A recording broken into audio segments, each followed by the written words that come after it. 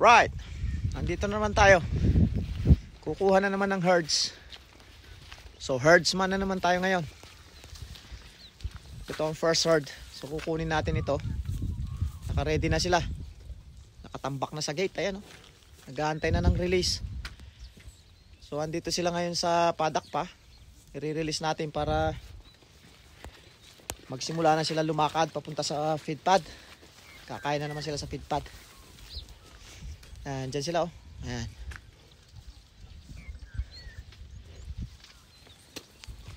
Mukhang nainip na sila. Are you ready, girls? Girls, are you ready? So overtake tayo mamaya para maiset natin yung feed pad. Buksan natin ito.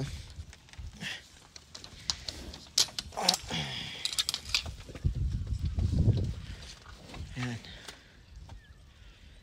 Nasaan si Kamot Girls? Kamot Girls, you ready? Walking time.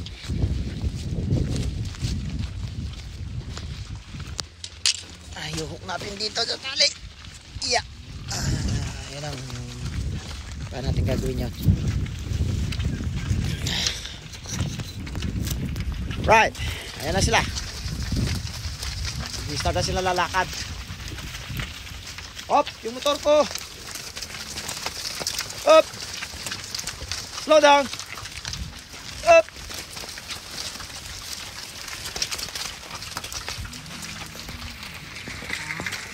Ayan. Nasa kuha niya, nasa 500. Dami. Nandun pa sa dulo yung iba, oh. Ayaw sumama sa grupo.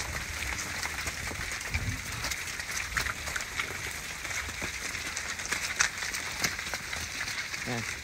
Excited na sila. So maputik ang race ngayon. 2 araw maulan. Ayan. Go girls, hurry up!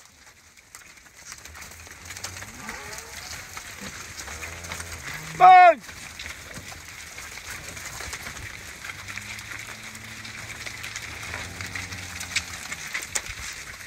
Go girls!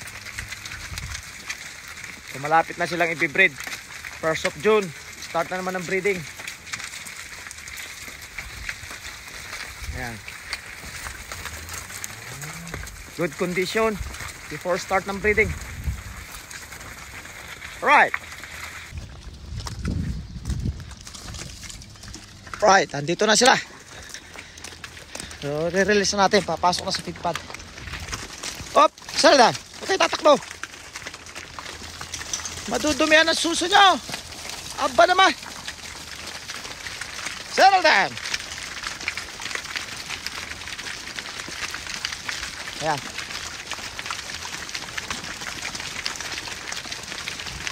Papasok na sila sa feed pad.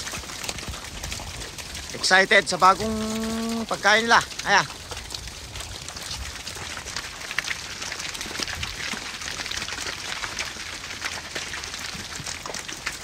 So babalik tayo sa paddock. Iwa-wind up natin yung brake nila. Alright.